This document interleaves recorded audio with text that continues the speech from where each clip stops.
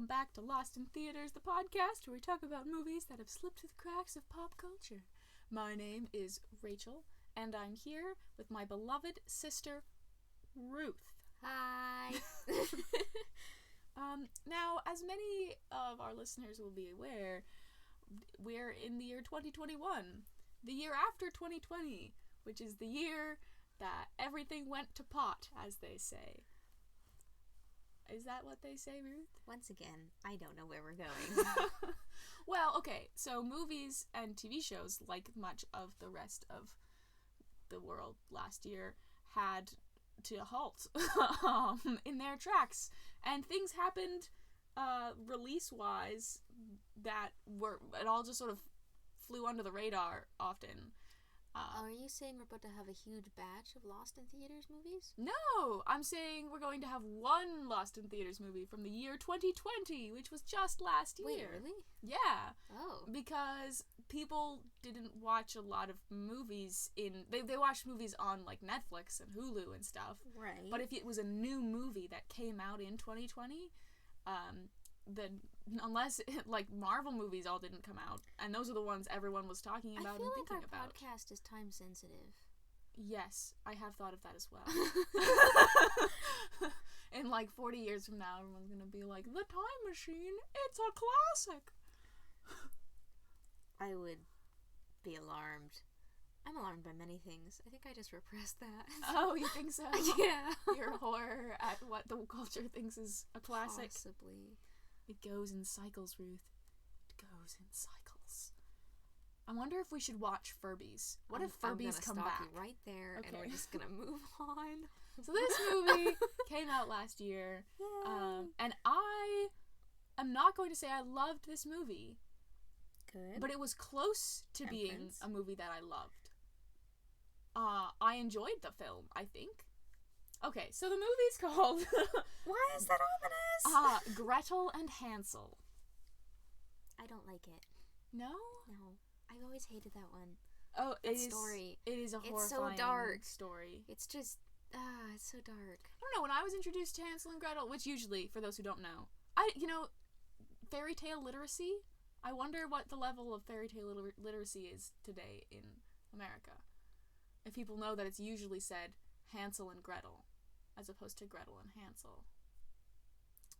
What is our movie called again? Gretel and Hansel? Yeah, that didn't register at all. Really? Yeah. Oh, I wonder. Yeah. Can you guess which one of them is the protagonist? I thought they were both siblings that are important. Yeah. Wait, what? Not the witch. Title changes should be a sign of something, Ruth. See, they're always just kind of synonymous in my head, I'll be honest. Ruth, do you remember the opera? The one we went to? No. We didn't go to an opera. We went to a play? Ballet. But... Oh, you weren't there. You went to an opera? No. It was a musical? In where? In Canada? No, here in Waco. You went to we went to Matilda. With my dear friend, folks. Peyton. Oh, you're right. I didn't go to that. That's so sad. I think it was just a play. Oh, it's true. Thank you, everyone, for bearing with us while we navigated our memory pools. No, the opera Hansel and Gretel that I watched excerpts of it in music class at school. Okay, hold up. There's an opera.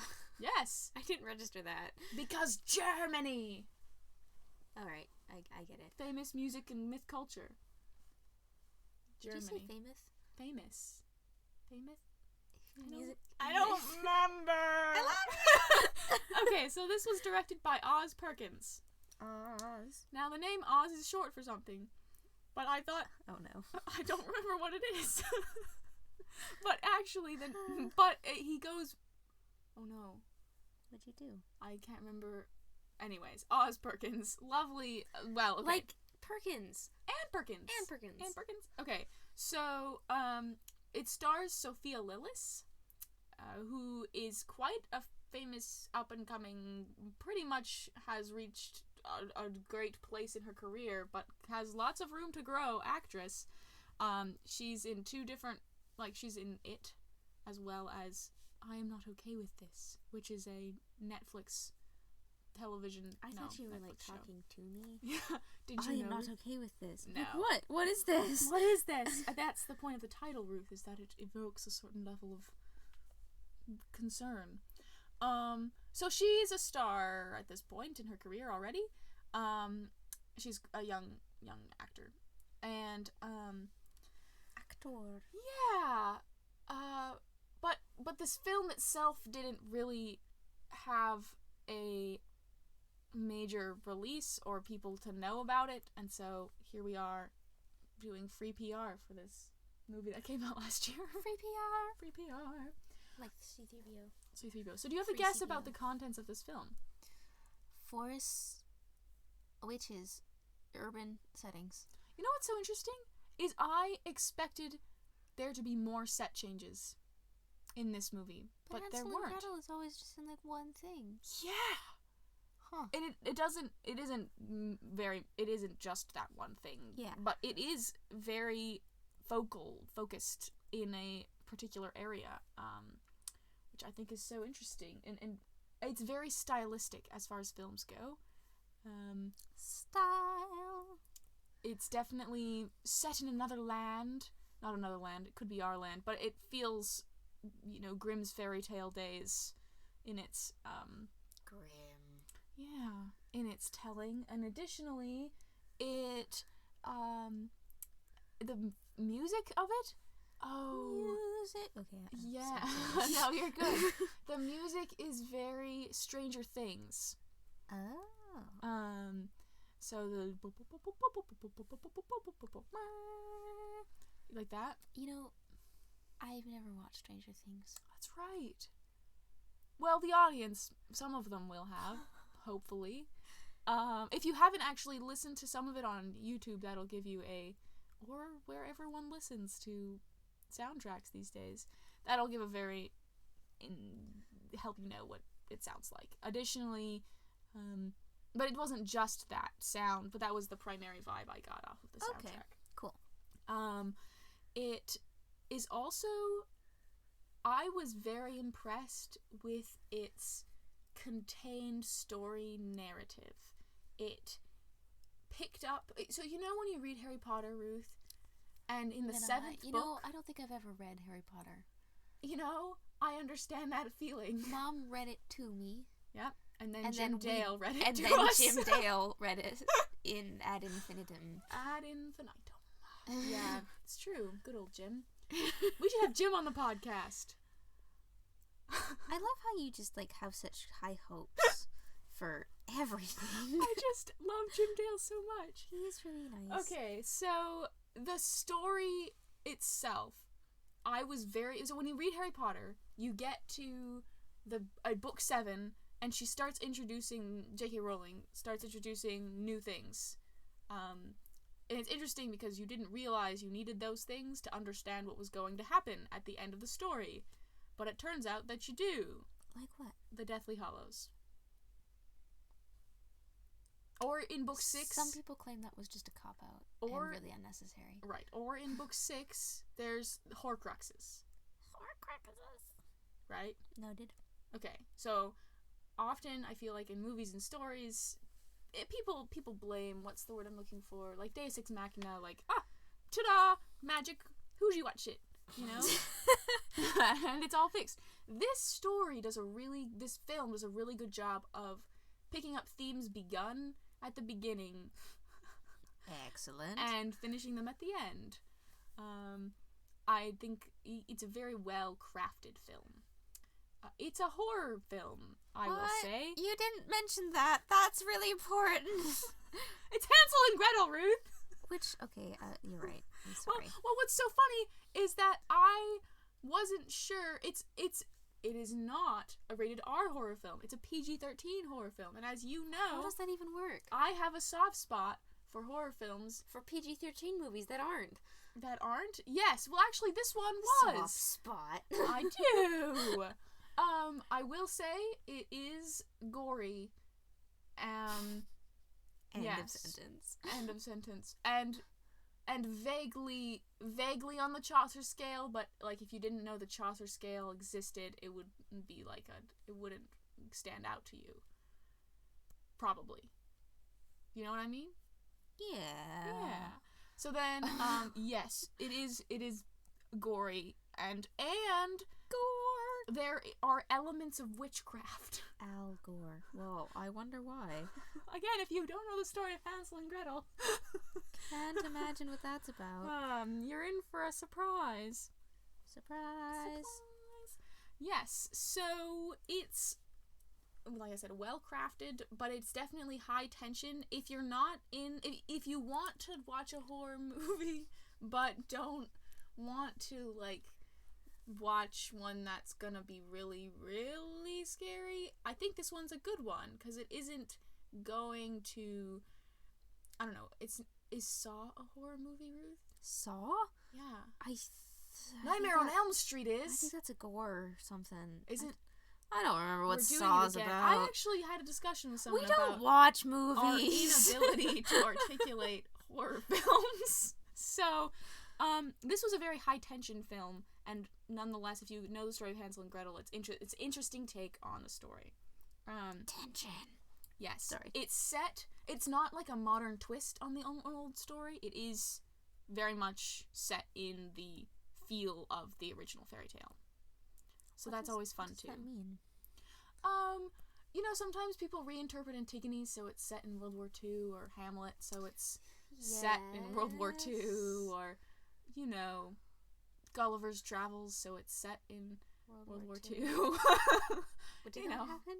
I don't think so. I don't think that last one's happened. Has anyone reinterpreted Gulliver's Travels? I feel like that'd be Oh, I'm sure they have. a problem. What if Gulliver's Travels is a reinterpretation of the Odyssey? Ooh. No. Ooh. Ooh. Wait a minute. Oh my goodness. We're not talking about Gulliver's Travels, though. We're talking about Gretel and Hansel, the 2020 horror film. Okay, the more you say that, the less I like it. I want Hansel and Gretel. I know! Is that part of the tension? The horror? No. Yes? I think I've understated the amount of witchcraft that happens in this movie. It's a very witchy film. Are there human sacrifices or just human consumption? Again, if you haven't heard the story of Hansel and Gretel, that comment probably feels like it came out of the blue. Blah, blah. But it didn't. It has a source. And we're gonna go right to the medium spoiler section so we can discuss it. Are you ready? We've come to the medium spoiler section. Welcome. It's basically... Like my answers don't matter. So, in answer to your question, there are no human sacrifices. Oh dear. I say that now, but I suppose from a certain point of view... What? Rachel! Oh. No, I meant... It's really a movie about love, you know? Whether or not I answer her, I feel like it doesn't make much of a difference. Oh, Ruth. I always want to hear I you. tease. I do. I'm sorry. Okay. I'll behave. What? Okay, so, What? it is basically the story of Hansel and Gretel. Boo. No, I Boo? like it. It's fine. Okay. I just needed to add a sound there. Oh, okay. You know how it is? Mm-hmm. So, yes, basically the story of Hansel and Gretel, it's, but the age difference between Hansel and Gretel is greater. Oh, I don't like that. I know. Gretel is maybe 16 or 15, and Hansel is a young lad, like 8 or 7, maybe 8 or 9. Maybe 10 or 12. I'm bad with determining the difference. That was a pretty wide between range. 8-year-olds and 12-year-olds. I I'll be remember. honest, I am too. It's the difference between, I think, 3rd and 6th grade.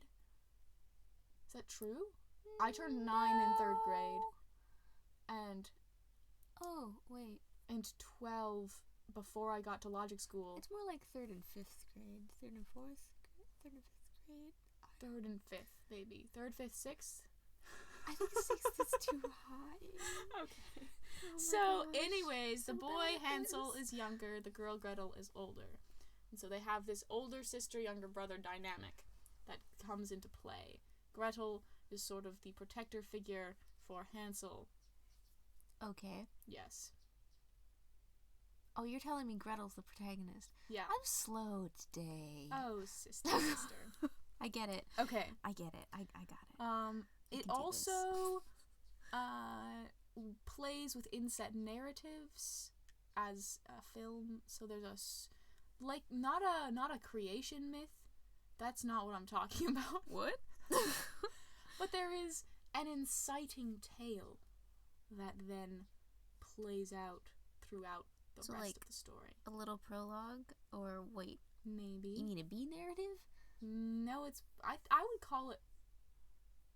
You know how when we watched my analysis of Infinity War versus Endgame was that Infinity War was like a braid and Endgame was like a cartwheel. And by cartwheel, I don't mean the gymnastic trick. I mean a literal cartwheel with lots of spokes coming out. So like there's lots of spokes in all coming out from a center in Endgame and narratively. Okay. And Infinity War was braids. Yeah. Stories interwoven. Which like that. do we prefer? I can't decide actually because I haven't seen a lot of stories told through the Endgame format. A lot of stories don't go bob and weave quite like birds diving into the ocean for fish, you know? They make check marks. Yeah. I feel like you should have asked if I was prepared for that one, and I feel like my answer wouldn't have mattered. Oh, I think it would have. How else can I cause you consternation today? Okay. Okay, so, this is more like Infinity War. It's a braid. A braid of storytelling. War of Infinity. Oh, sister. I think someone or myself should start counting the number of oh sisters, and I should only allow myself maybe 2 or 3. Oh, sister. No, you're gonna say it. Okay, on to the story. Do you think actually anybody wants any more information? So we're gonna go into the full spoiler section, folks, and so if you want to watch the film, back out now. But first, before you back out, Ruth, any final questions from the audience who wants no information? I am not sure I like being the audience. Does Ruth have any questions personally? I am many. Okay, no, I'm not. Hi. Sorry. The audience. It was a little unsettling. Questions. Okay. Special effects? Doing anything weird here? Yeah. There's definitely CGI, but I couldn't tell it all. Oh. Yeah. Oh, because this is 2020. Yeah! My brain is still, like, way back. Yeah. A lot of our films up to this point have not had their strong suit on when it comes to... Put on your strong suit. Put on your strong suit and fight the world. Yeah. No. Okay. So, shall we go? Or do you last questions, comments, concerns? No, I'm good. Okay. Major spoiler section. Okay. It opens with an inset narrative, Ruth. And I say inset narrative, and I should just say introducing a little story. Where there's this old voice, and it's speaking kind of like this. About a girl who was born, and she was the most beautiful girl, and she wore... It's actually the tale of a girl in a pink dress. What? Yes. It's because she's a beautiful girl, a little girl in a pink dress who gets sick, and then her dad takes her to the darkness for her to be healed, because apparently that works. But see, when they healed the little girl, they also apparently put something dark within her. What? Who saw that coming? Submitted her to the darkness. It's just so interesting about this movie is it doesn't deal with like how did this happen? And why do we care? It just assumes that you care, and it just tells you how it happened. Sometimes that works. Yeah, and it does. It works really well with this movie. So, she, so she's healed, and she can see the future, now, Poor we think. girl. And she keeps telling people about their deaths, of course, because death is inevitable for everybody. Death is the great leveler, Ruth. Can I talk about Agents of S.H.I.E.L.D. spoilers, the show? No, I have yet to do that, Ruth. Dang it. Well, for anyone who knows, now they know. Keep going. So, but additionally, she also starts killing things and people.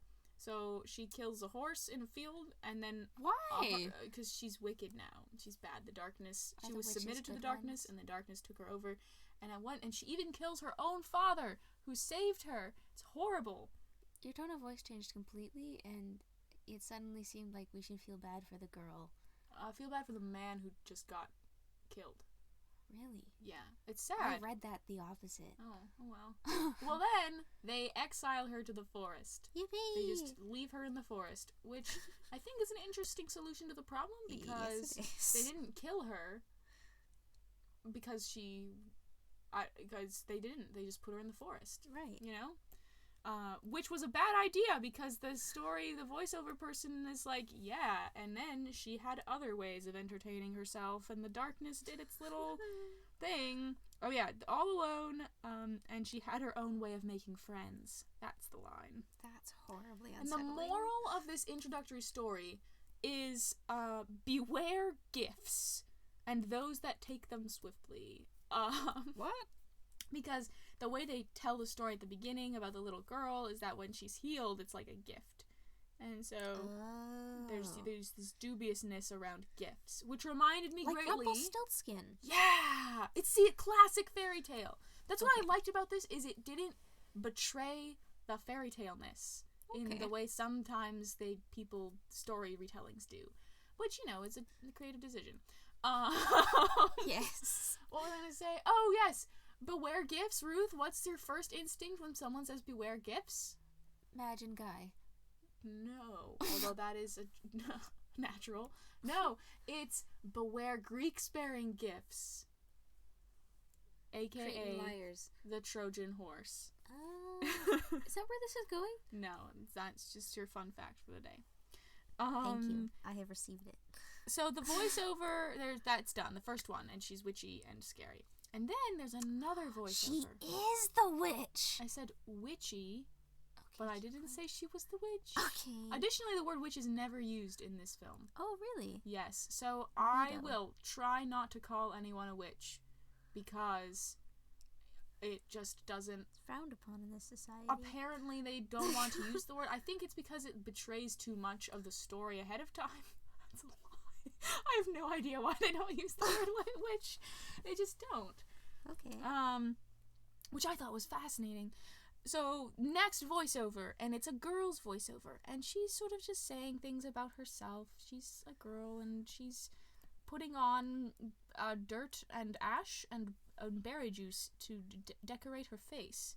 But it's only slight.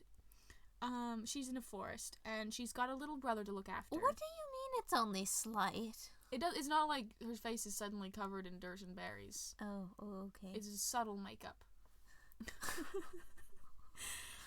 And she's got a little brother to look after, she says. And that she stole from the Okay, village. no. I'm kidding. Okay. Here's the okay. thing. Okay, here's one of the ways No. the family shows love is by putting one forehead of the family member on the other forehead of the family member, which is a really awkward way of saying that they just touch foreheads. Like what? and then one of the members of the family snorts like a pig. Cute. Yes, I that's see. It's how they. supposed to be. It is. I found it not, but I think if Sorry, you're a fan sorry. of pigs, and I think some people think pigs are cute. Okay, Our mother thinks pigs are cute. small pigs. So she Pigs are intelligent. look. She's looking for a job because it's revealed that they are super intelligent, aren't they? She's looking for a job because there's a plague on, Super intelligent and pigs. everybody's There's a plague on? Yeah, you know. You mean there's a plague listen, going on? Listen to the plague on. That's the sound of the alien Plagons coming to Earth. I No. wasn't prepared We're in the middle of a again. plague, we found out, and work is hard to come by, and someone they know is looking for a maid, and so she is going to apply for the job, so she goes in, and she has her interview, and the man is creepy. Dang it. Of course he's creepy, and she doesn't take the job, nor is it offered to her. Ultimately, it's just bad news for her, and she Oh. gets home, and her mom is like, why didn't you just suck it up? darling. She doesn't call her darling. She just, we don't have enough space. She's like, you should go to the convent, and you should go or into the woods and you should dig your own graves. What? And she says that's what you should do. She says go into the woods. You can't. I get it. Okay, you can't stay here, because we can't feed you. You have to leave the house. And which is very. I mean, like I said, the fairy tale is pretty much the same thing. And so hunger is a big theme in this film. Okay. So, she's sitting there, thinking about what her mom said, and then her mom kind of goes crazy and just, like, throws an axe on the table and is like, leave! And, it still feels so bad for her and her brother as they walk into the woods all alone. And, of course, they're so hungry, and Gretel says, well, I know there's a house up ahead. We've talked to this person before. We're gonna go there. So they go, and this scene was really confusing to me. They don't meet anyone. They just go in and sleep on a bed in there.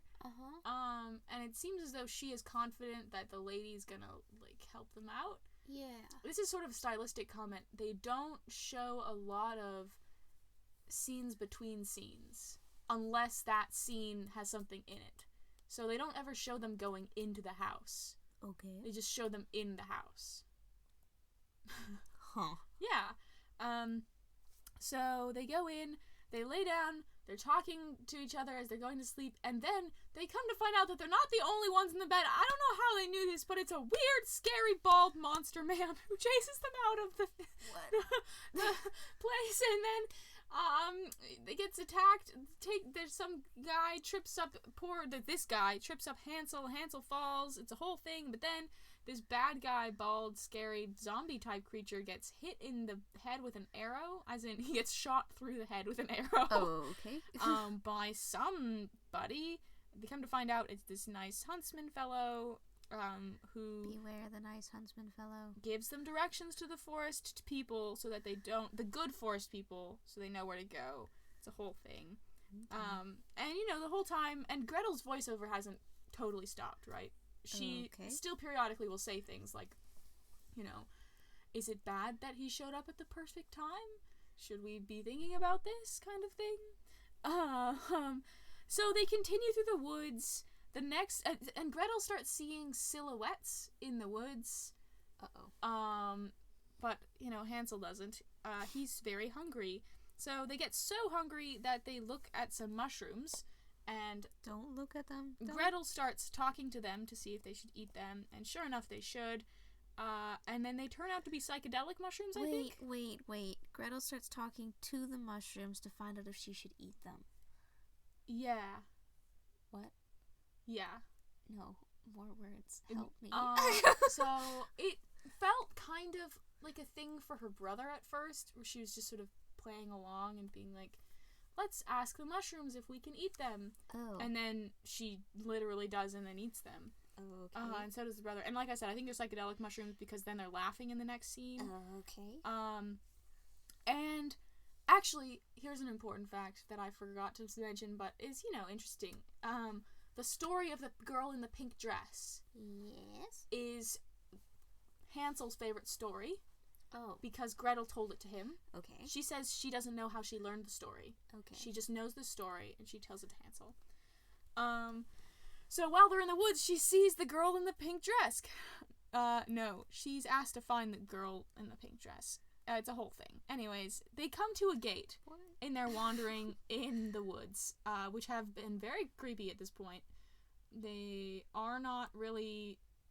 They haven't found the people they're looking for. They're very hungry. Poor Hansel's just groaning and moaning. They come to this gate. It's a broken wall. Like, they didn't walk around the gate or whatever. And then they smell cakes.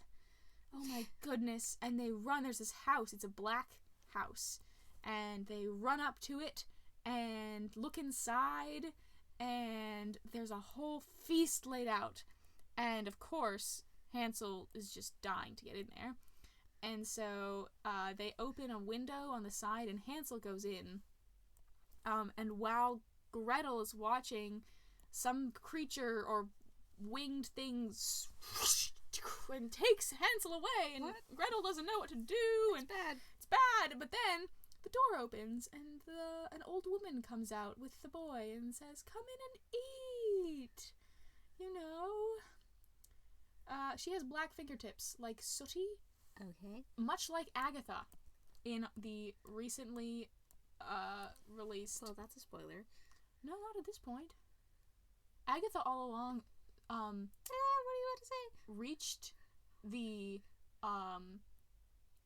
#1 audio. It, like, hit the billboards as, like, a song people were listening to. Agatha? The Agatha All Along song. Oh.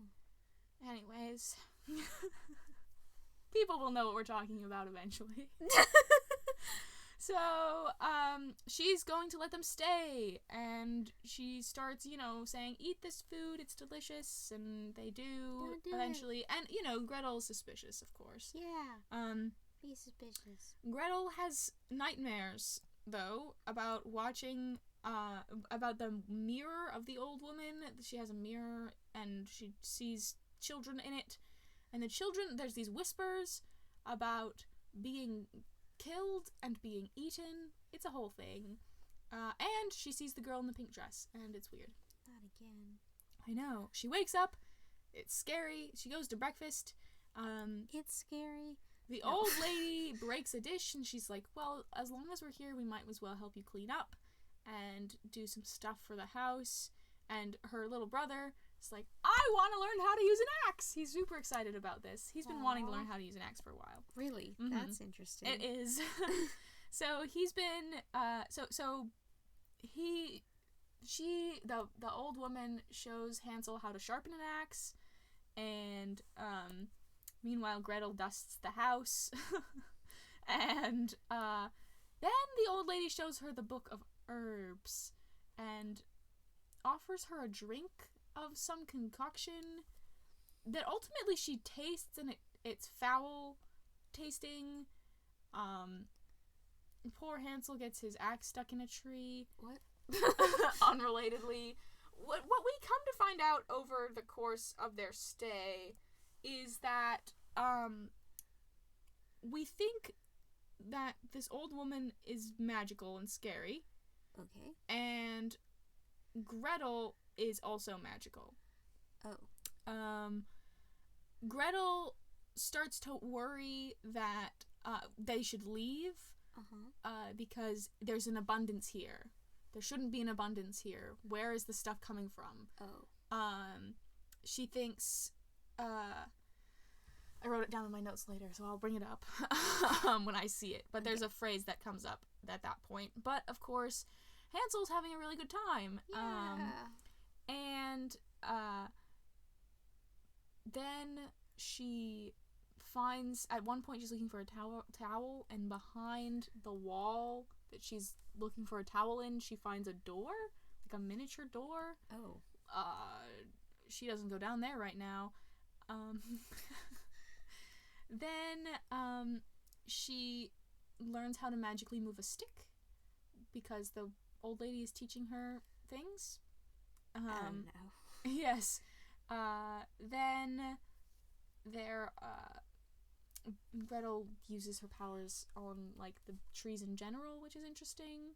It should be noted, and I thought this was weird, Hansel is learning how to cut down trees. And Gretel is learning how to move trees. It's sort of the opposite. Like, making trees come alive versus cutting them down. Huh. I don't know what that was about. It's all to endeavor to clear out the forest in the end, you know. You know? I don't know. I made that up. And so that's the boy says, and then after this day, the boy's like, haven't we forgotten to beware gifts, you know?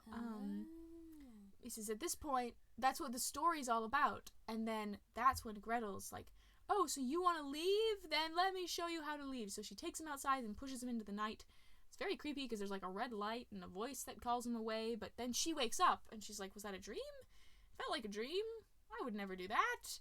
But no, Hansel can't be found anywhere. Dang it. And the lady says that Gretel is now free of a burden and doesn't have to worry anymore.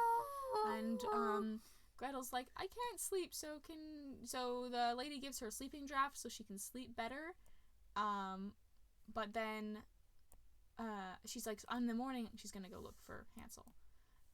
Meanwhile, that night, turns out she doesn't sleep then either. She instead goes down and looks through the door, which is a room full of whispers, and it leads to a room.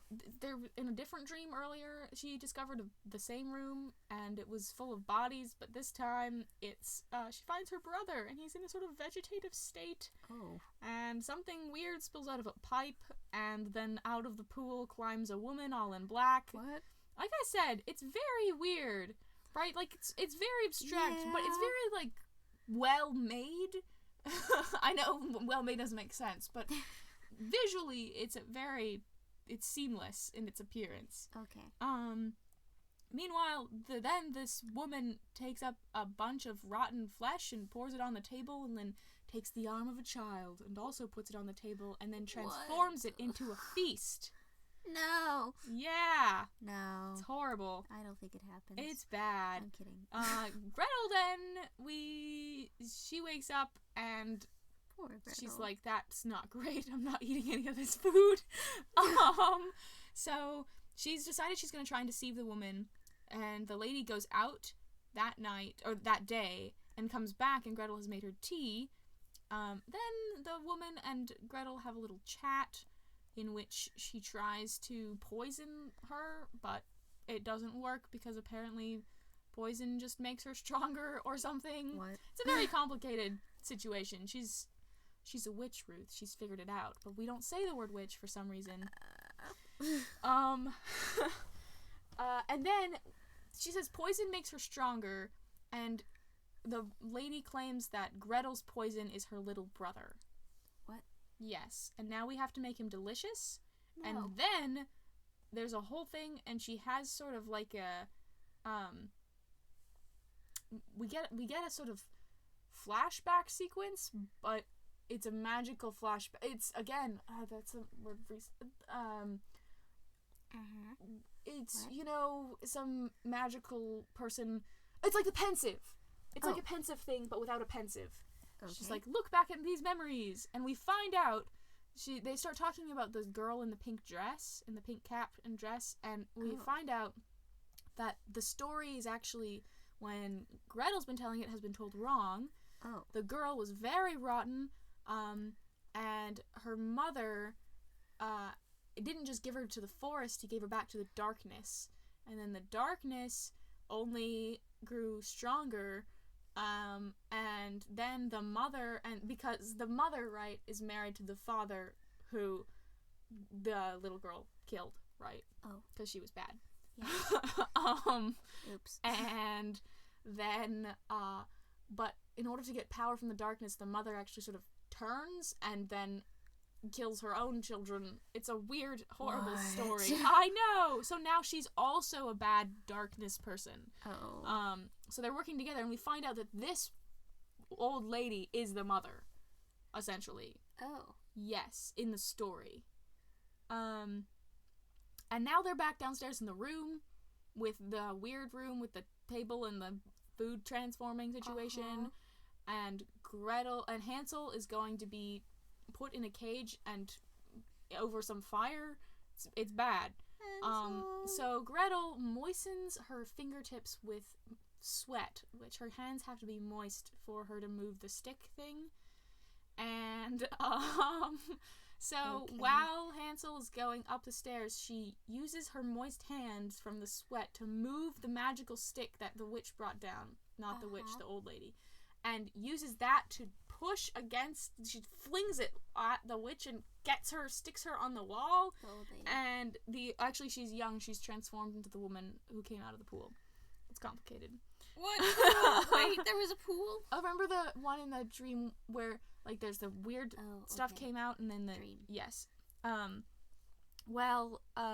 Yes, so she pushes the stick further, and she catches her in the fire, and so the old woman burns, who's actually a young woman, burns, and releases Hansel from his trance, and then Hansel wakes up in bed.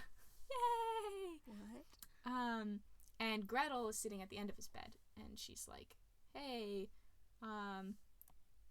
that was weird, right? Uh-huh. No, she says, it's a whole, you have a part of me, and I happily give it to you, just because we're happily, part of the same family. And she's like, but we have to part ways now.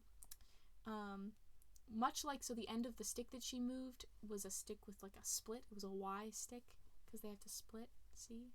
Yeah. It's throughout the whole thing. She's like, so she puts him on a horse, and she talks to the horse. We don't really hear that. She just says that she was speaking to the horse, and it's gonna take her somewhere. And Gretel says, in the voiceover that we still hear, like, she's content not to stand in his way. The horse takes Hansel back to his own home, where guess what happens? He pulls the axe out of the table that his mother threw in the table. Yeah. And then she's like, well, there's this darkness because she's magical too, but she's going to feed the light. And guess what happens? A bunch of children come out of the trees. What? I think they're ghost children. I think they just sort of vaporize because they're ghost children, because apparently the witch has been doing this for a while. Bad news. And she then says, and this is the part, this is where it loses some galumph, I think. It's like, all that's required is to be brave and trust myself. But then, here's the thing, then her fingertips turn black, and she says, like, and I am brave, and I do trust myself, which is weird, because her fingertips turn black, and it's dubious, because that's the other witch's fingertips became black. That's not a good sign. It's not a good sign, but I don't know. So maybe that wasn't the moral of the story. Yeah, maybe. Yeah, I think she might have got it wrong. Yeah. But the children coming out of the woods reminded me, so the opera version of this ends with, the television opera version ends with a bunch of the gingerbread. So the original house in this tale. Keep going, gingerbread. Wait, no. What? The original tale, the house is made, is like a candy house. Yes. Instead of having stuff inside. And so there were these gingerbread men lining the walkways, which at the end of the opera turn into actual children and run away. Whoa. Yeah. Imagine lucky, if you just started eating the gingerbread along the way. I was gonna say, lucky they didn't do that. Oh my gosh. So that's this Gretel and Hansel. And I think, I don't know, it's scary and weird, and like I said, it's a witchy. Witchka. Yeah, so if that's not your cup of tea, this probably won't be your film, but it's worth a trying out. Like I said, seemed short. It was shorter, I would say. Well, no, there were long periods of very visual situations where it would be like, oh yes, she's seeing things in the woods, or oh yes, Hansel's seeing things in the woods. Or Hansel. That I didn't go into that particular part. I was stuck with the main course of the plot. The main course. Yeah. I thought it was an excellent retelling of the story in film format, because I don't know, it definitely stuck to the story, but then it made it also, it stuck to even like the way folklore has like a moral to the story. Yeah. But it made you have to think about things, and it didn't, I think here I am, overanalyzing a film. I think we overanalyze things too much, and it's fun just to sort of think like, ah yes, the darkness. Yeah. What do you think, Ruthie? It sounds like a solid film. Right? Which is interesting. Yeah. Yeah. But it's definitely not some people's cup of tea. No. But like you said, it's a solid film. Yeah. Yeah. I mean, Hansel and Gretel story is usually a good standby. It's true. There's still room, though, for, the story of the two equally aged children walking through the woods and coming across a candy house. And not being siblings. What if they're not siblings? They're just the same age. The way you said it, my brain just... Best friends Hansel and Gretel. Yeah. Mm-hmm. See, you get it. Perfect. Well, folks, thanks so much for listening. Unless, Ruth, you have closing thoughts, should we sing a song? I've drawn something horrific. Ruth's been drawing during our podcasts. We might start posting them so you can see. Well, we posted the last one, didn't you? No, I didn't. I did, but then I didn't. But this one is lovely. Really pleased with it, actually. I think I'm channeling Rachel's art style. You've heard of the one-eyed, one-horned purple people eater. Oh, no. This is the one-eyed, no-armed, green, smiling monster. Hey! No, I wouldn't call it a monster. I'd call it a gobstopper. Anyway, folks. Dang it. Thanks so much for listening. Should we sing song, Ruth? What's a song about children in the forest? If you go out in the woods today, you'll be in for a surprise. Anyways, thanks for listening. You can follow us on Instagram. We post these at the end of the week. And, yeah. Goodbye. Bye.